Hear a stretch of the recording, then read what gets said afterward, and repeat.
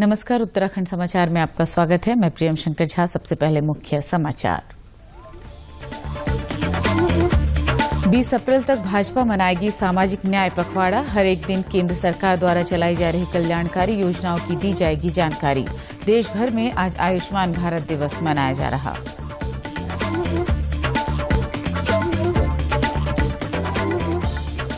देश भर में आज विश्व स्वास्थ्य दिवस मनाया जा रहा। मुख्यमंत्री पुष्कर सिंह धामी ने मसूरी के उप चिकित्सालय केंद्र में आधुनिक उपकरण और हरिद्वार में रक्तदान शिविर का किया उद्घाटन।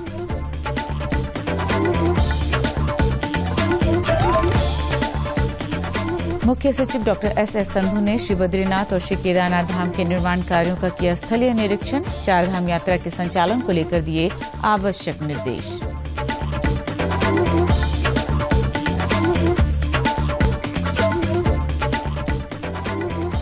और सौर ऊर्जा को बढ़ावा दे रही राज्य सरकार। चंपावत जिले में लगाया जा रहा 4.50 मेगावाट का सोलर प्लांट।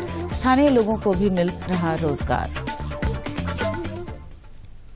अब समाचार विस्तार से। भारतीय जनता पार्टी के कल 42वें स्थापना दिवस पूर्ण होने पर पार्टी संगठन ने प्रधानमंत्री नरेंद्र मोदी के नेतृत्व में केंद्र सरकार द्वारा चलाई जा रही योजनाओं को एक बार फिर से जनता के सामने रखने का निर्णय लिया है। आज नई दिल्ली में भाजपा संगठन के प्रवक्ता संबित पात्रा ने इस ओर जानकारी देते हुए बताया कि 20 अप्रैल तक भाजपा सामाजिक न्याय पखवाड़ा मना रही है। इसके तहत हर एक दिन केंद्र सरकार के द्वारा चलाई जा रही कल्याणकारी योजनाओं को बताया जा रहा है।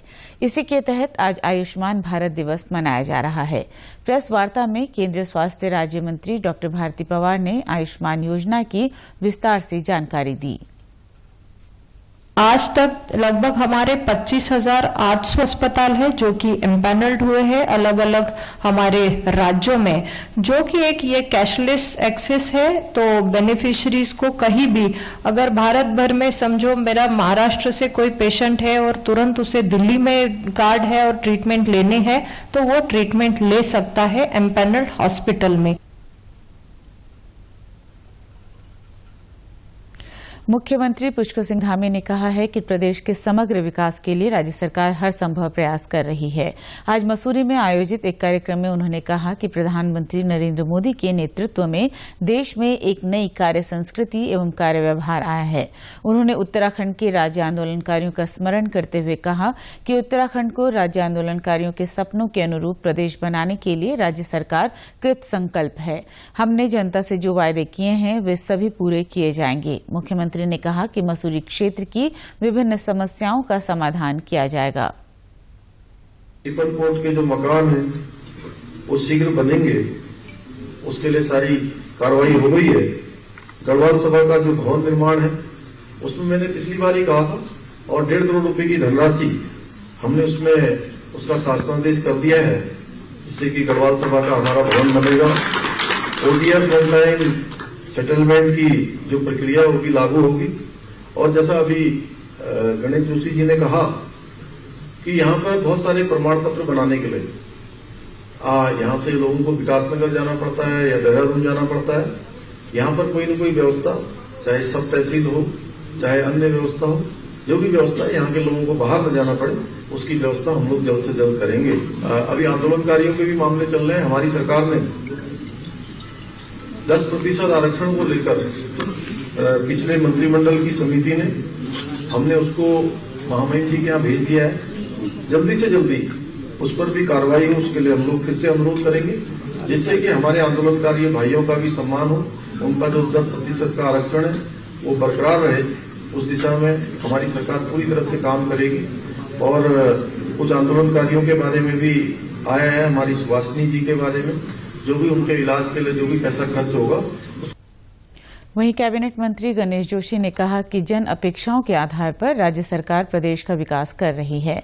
उन्होंने कहा कि मसूरी की जनता का उन्हें हर बार आशीर्वाद मिला है। मौके पर उन्होंने मुख्यमंत्री को मसूरी क्षेत्र की विभिन्न समस्याओं की जानकारी भी दी, जिस पर मुख्यमंत्री पुष्कर सिंह धामी ने उनका शीघ्र समाधान करने का आश्वासन दिया। मुख्यमंत्री पुष्कर सिंह धामी ने आज विश्व स्वास्थ्य दिवस के अवसर पर राजकीय उप चिकित्सालय मसूरी में एक निजी कंपनी द्वारा प्रदान किए गए चिकित्सा उपकरणों का लोकार्पण किया। इसमें आधुनिक CT scan machine, arm machine और इमरजेंसी वेंटिलेटर शामिल हैं। इस अवसर पर मुख्यमंत्री ने कहा कि मसूरी उप चिकित्सालय में इन आधुनिक चिकित्सा उपकरणों की उपलब्धता से मसूरी और आसपास के विभिन्न क्षेत्र के लोगों को सुविधा मिलेगी। मुख्यमंत्री पुष्कर सिंह धामी आज हरिद्वार पहुंचे। यहां उन्होंने विश्व स्वास्थ्य दिवस पर आयोजित ऋषिकुल में रक्तदान शिविर का उद्घाटन किया। इस दौरान उन्होंने रक्तदान करने वाले लोगों से मुलाकात की और उन्हें स्वास्थ्य किट भी प्रदान किया। इस अवसर पर मुख्यमंत्री ने कहा कि हरिद्वार में मेडिकल कॉलेज जल्द बनकर तैयार हो जाएगा। सरकार स्वास्थ्य सेवाओं के विस्तार के लिए हर संभव कार्य कर रही है। वहीं उन्होंने कहा कि 4 धाम यात्रा सुचारू रूप से संचालित हो, इसके लिए वो स्वयं 4 धाम यात्रा की समीक्षा कर रहे हैं। विश्व स्वास्थ्य दिवस के अवसर पर मैं सभी को शुभकामनाएं देता हूं, बधाई देता हूं। जो स्वास्थ्य के क्षेत्र में काम कर रहे हैं उनको सभी स्वस्थ रहें और उसके लिए हमारी सरकार प्रतिबद्ध है। माननीय हमारे देश के यशस्वी प्रधानमंत्री मोदी जी के नेतृत्व में हम सभी लोग स्वास्थ्य सेवाओं को लगातार दृढ़ और सुदृढ़ करने के लिए लगातार कृत संकल्पित हैं। हमारे उत्तराखंड के अंदर दूरस्थ से दूरस्थ क्षेत्रों में स्वास्थ्य सेवाएं अच्छी हों, उसके लिए हम लगातार काम कर रहे हैं। आज 4 मोबाइल वैनें भी यहाँ से रवाना की गई। रुड़की में डायलिसिस सेंटर, हरिद्वार के अंदर अभी जो जगदीशपुर में मेडिकल कॉलेज निर्माणाधीन है, उसका निर्माण कार्य भी जल्दी पूरा हो, उसके लिए भी हम काम कर रहे हैं। इससे पहले मुख्यमंत्री पुष्कर सिंह धामी पतंजलि योगपीठ पहुंचे, जहां उन्होंने कथावाचक मुरारी बापू की कथा का श्रवण किया और उनसे मुलाकात कर आशीर्वाद प्राप्त किया। मुख्य सचिव डॉक्टर एस.एस. संधू ने आज श्री बद्रीनाथ और श्री केदारनाथ धाम में चल रहे निर्माण कार्यों का स्थलीय निरीक्षण कर जायजा लिया। मुख्य सचिव ने पहले श्री केदारनाथ धाम का निरीक्षण किया। यहां उन्होंने निर्माण कार्यों से संबंधित अधिकारियों के साथ बैठक कर धाम में चल रहे निर्माण कार्यों को शीर्ष प्राथमिकता के साथ पूर्ण करने के निर्देश दिए। वहीं मुख्य सचिव ने लोक निर्माण विभाग के अधिकारियों को निर्देश देते हुए कहा कि धाम में चल रहे कार्यों के दृष्टिगत पर्याप्त संख्या में जेई की तैनाती भी सुनिश्चित की जाए। मुख्य सचिव द्वारा यात्रा के दौरान बेहतर स्वास्थ्य संबंधी व्यवस्थाओं को लेकर भी जिलाधिकारी को निर्देशित किया गया। दोपहर बाद मुख्य सचिव गोविंद घाट पहुंचे। इसके बाद हेमकुंड साहिब और घांघरिया का हवाई निरीक्षण किया। उन्होंने गोविंद घाट से पुलना सड़क और पैदल मार्ग पर चल रहे कार्यों का भी निरीक्षण किया। मुख्य सचिव ने गोविंद घाट गुरुद्वारा में पीडब्ल्यूडी, बीआरओ, पीएमजीएसवाई, जल संस्थान और वन विभाग के अधिकारियों के साथ समीक्षा बैठक की। उन्होंने यात्रा शुरू होने से पहले कार्यों को पूर्ण करने के अधिकारियों को निर्देश दिए। मुख्य सचिव ने बद्रीनाथ में मास्टर प्लान के तहत किए जा रहे कार्यों का स्थलीय निरीक्षण कर निर्माण कार्यों की प्रगति की समीक्षा की। उन्होंने कहा कि जहां पर कार्यों में व्यवधान हो रहा है, तुरंत जिलाधिकारी से मिलकर कार्य को पूर्ण कराना सुनिश्चित करें। उन्होंने कार्यदायी संस्थाओं को कार्यों को समयबद्धता के साथ पूरा करने के साथ टाइमलाइन देने के निर्देश दिए। उन्होंने कहा कि मैं हर महीने स्वयं निरीक्षण करूंगा। साथ ही उन्होंने कहा कि ये प्रधानमंत्री का ड्रीम प्रोजेक्ट है और वे स्वयं भी इसकी मॉनिटरिंग कर रहे हैं। गौरतलब है कि श्री बद्रीनाथ धाम में बड़े पैमाने पर निर्माण कार्य होने हैं और नई टाउनशिप बननी है। बिजली की मांग को पूरा करने और ग्रीन एनर्जी को बढ़ावा देने के उद्देश्य से राज्य सरकार सौर ऊर्जा पर जोर दे रही है। इसके तहत राज्य के विभिन्न क्षेत्रों में सोलर प्लांट लगाए जा रहे हैं। इसका एक फायदा सीधे तौर पर भी देखने को मिल रहा है। स्थानीय लोगों को रोजगार के अवसर मिल रहे हैं तो बंजर भूमि को लीज पर देकर भी स्थानीय लोग मुनाफा कमा रहे हैं। चंपावत जिले में विद्युत विभाग के अधिशासी अभियंता एस.के. गुप्ता ने बताया कि जिले के खेती खान के निकट कमलेक गांव में 3 फार्मों द्वारा 14 हेक्टेयर क्षेत्रफल में सोलर प्लांट की स्थापना की जा रही है, जिसमें 4.50 मेगावाट की ग्रीन एनर्जी का उत्पादन किया जाएगा। उन्होंने बताया कि ये 33 केवी लाइन के माध्यम से ग्रिड में जोड़ा जाएगा। उन्होंने बताया कि विभाग द्वारा पावर परचेज एग्रीमेंट के तहत इन फार्मों से 25 साल के लिए अनुबंध कर बाजार दरों पर बिजली की खरीद की जाएगी। खेती खान क्षेत्र में जो है 200 मेगावाट की सोलर स्कीम के तहत प्रदेश सरकार की, इसमें जो है 3 फर्मों द्वारा सोलर प्लांट स्थापित किया जा रहा है। 1.75 मेगावाट, 1.75 मेगावाट और 1 मेगावाट। ये जो है 4.5 मेगावाट के प्लांट स्थापित किया जा रहा है, जिससे जिले में जो है ग्रीन एनर्जी बढ़ेगी और उसमें भी ग्रीन एनर्जी का सोर्स होगा और ये हमारी ग्रिड पर जोड़ा जाएगा 33 केवी पर जो है।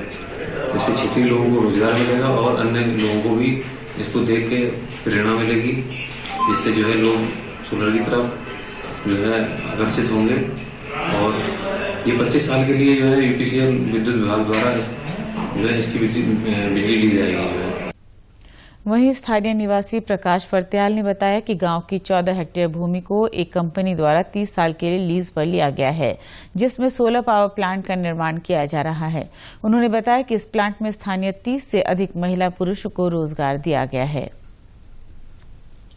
14 हेक्टेयर जमीन एसकेजी कंपनी द्वारा 30 साल के लिए लीज पर ली गई है, जिसमें सोलर प्लांट का निर्माण हो रहा है।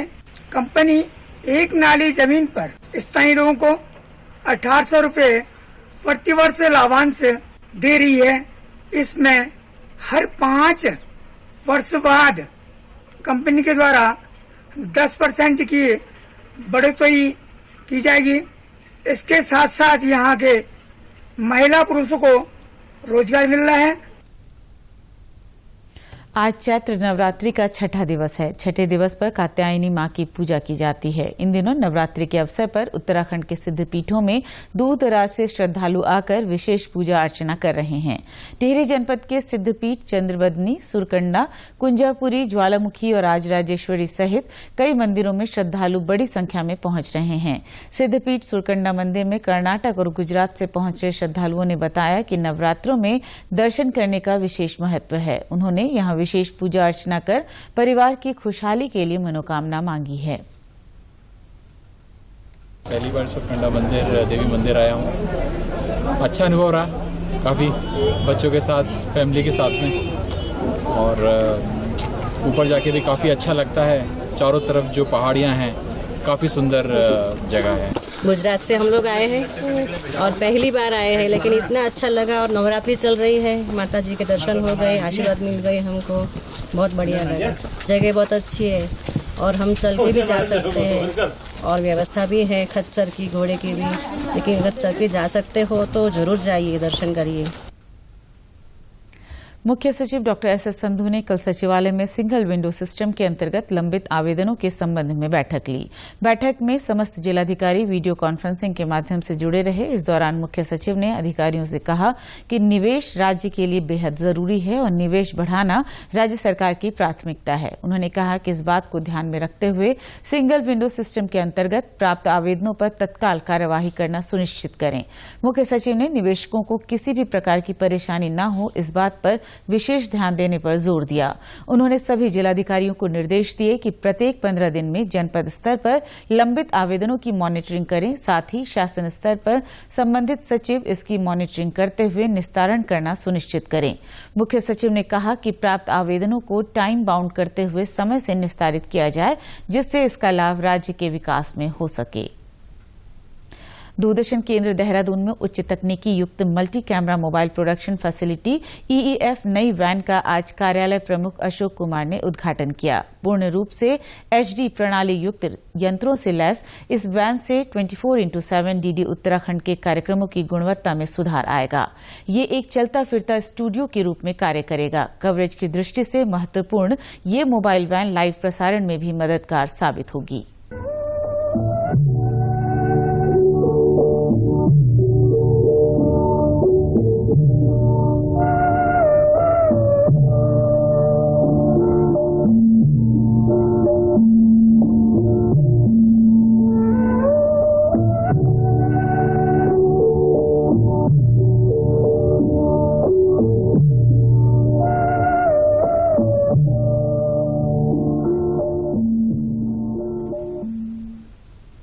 और प्रदेश के समाचारों में बस इतना ही। चलते चलते मुख्य समाचार एक बार फिर। 20 अप्रैल तक भाजपा मनाएगी सामाजिक न्याय पखवाड़ा। हर एक दिन केंद्र सरकार द्वारा चलाई जा रही कल्याणकारी योजनाओं की दी जाएगी जानकारी। देश भर में आज आयुष्मान भारत दिवस मनाया जा रहा।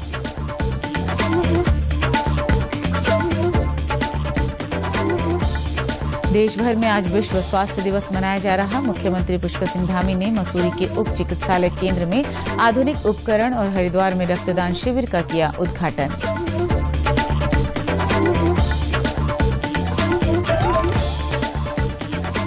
मुख्य सचिव डॉक्टर एस.एस. संधू ने श्री बद्रीनाथ और श्री केदारनाथ धाम के निर्माण कार्यों का किया स्थलीय निरीक्षण। 4 धाम यात्रा के संचालन को लेकर दिए आवश्यक निर्देश।